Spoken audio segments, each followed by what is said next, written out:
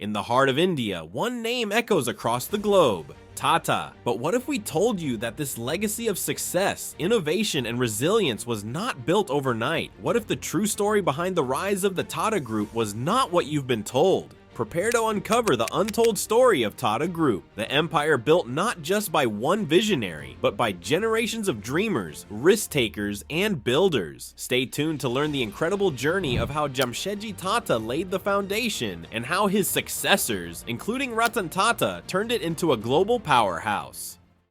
Growth of Tata Group. They are selling more than 150 products of Tata Group, which are exported to more countries. Tata Group manages operations in over 100 countries. According to estimates from 2024, the capital of Tata Group is 403 billion, which is 3,500 billion in Indian currency. In Pakistani rupees, this number is so large that the entire debt of Pakistan could be repaid not once, but twice. Whether it's cars or jewelry, salt or tea, from the airline industry to real estate services, Tata Group has its feet in over 24 different products and services.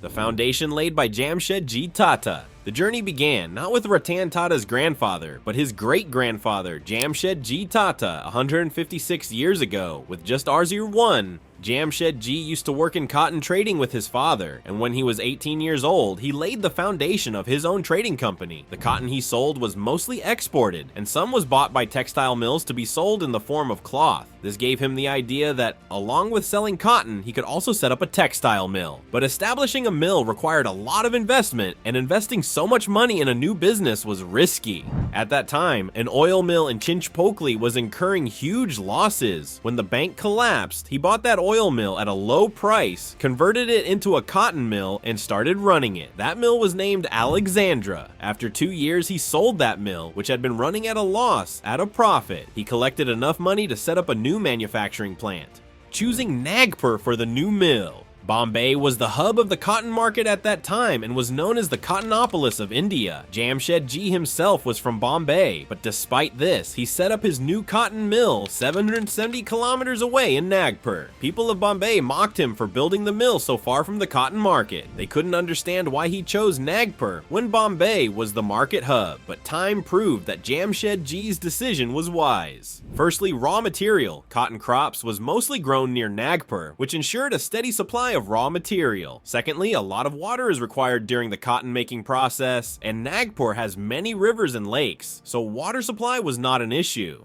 Thirdly, the availability of laborers was another reason for choosing Nagpur. In Bombay, the demand for laborers was high, leading to a shortage and high labor costs. In Nagpur, however, unemployment was high and labor rates were low. In Nagpur, there was no cotton mill previously, so the laborers there were not highly skilled, and they had to work harder. Jamshedji observed that the workers didn't always pay attention to their work and would take leave frequently. Jamshedji introduced a scheme where all workers of his factories would receive a pension after retirement, and their medical insurance was covered. He also organized sports days and family days for their entertainment. Workers who performed better were rewarded publicly. Today, such schemes are common, but back then, they were revolutionary. And surprisingly, this scheme worked. Workers started feeling valued and began to treat the company as their own. At that time, India was ruled by the British East India Company and the French East India Company. Jamshedji targeted the French East India Company and formed a company in Pondicherry in 1885, with the sole purpose of introducing Indian textiles to the French colony. However, this idea did not succeed due to low demand. Apart from cotton, Jamshedji wanted to expand his network even further. He had 4 dreams: manufacturing, iron and steel, hotels, education, and a hydroelectric plant. The hotel was the only dream he could see fulfilled, and it was the Taj Mahal Hotel, which was completed in 1903.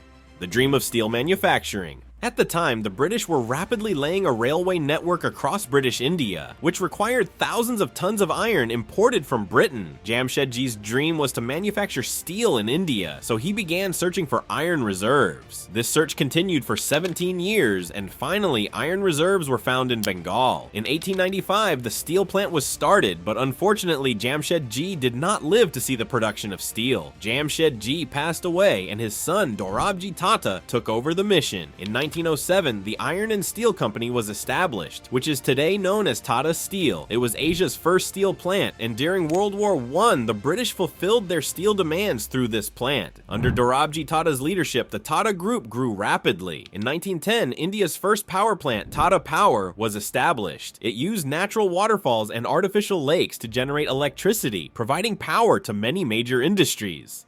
JRD Tata's contribution. After Dorabji Tata, the responsibility of Tata Group was taken over by JRD Tata, a man with experience in aviation. As soon as he took control, he decided to give India its own airline. JRD Tata laid the foundation of Tata Airlines, which was revolutionary. India now had its own airline, and the first flight was piloted by JRD Tata himself, earning him the title of India's first commercial pilot. After independence in 1947, many industries in India were taken over by the government, including Tata Airlines, which was renamed Air India. JRD Tata also recognized the gap in India's chemical industry, as many important chemicals had to be imported. Products like glass, soap, and chemicals needed for surf, caustic soda, and soda ash were being imported. To address this, in 1939, Tata Chemicals was established, which produced these chemicals domestically and helped India grow in fertilizer and other sectors. Next, JRD Tata turned his attention to transportation and started a company that manufactured trucks and engines, which we know today as Tata Motors. Tata Motors is still a major name in the Indian motor industry and exports vehicles to places like South Africa.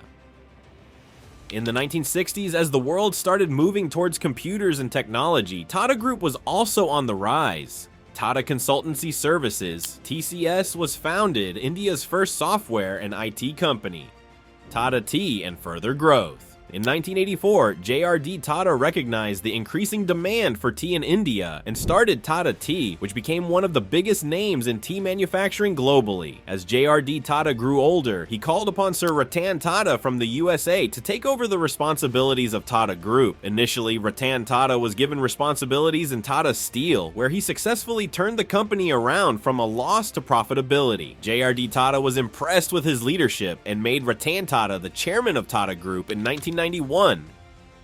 Ratan Tata's vision for the modern era. Ratan Tata was a man of the modern era, and he was determined to incorporate technology into every aspect of his work. As soon as he became the chairman of Tata Group, he recognized that while Tata Motors had been manufacturing cars and trucks, there was not a single vehicle in India that was fully manufactured within the country. Some parts still had to be imported. To address this, Tata Motors set up a new car manufacturing plant, and in 1998, India's first car, the Indica, was launched. Tata Consultancy Services, TCS, which initially focused only on basic data entry and management work, shifted its focus to software development. Under Ratan Tata's leadership, TCS evolved into one of the world's leading software companies. Today, Tata Group continues to progress rapidly, playing a significant role not just for the people of India, but across the globe. This success is not the result of one individual's hard work alone, but the collective effort and dedication of many people over the course of 150 years. The story of Tata Group is far from over. From Indica to Jaguar, from Tata Steel to TCS, this empire continues to rise. But the question remains, who really built this empire and what lies ahead? Don't forget to like, share, and subscribe to our channel for more intriguing stories of businesses that shape the world. Let us know your thoughts in the comments below, and keep watching to dive deeper into the world of powerful legacies.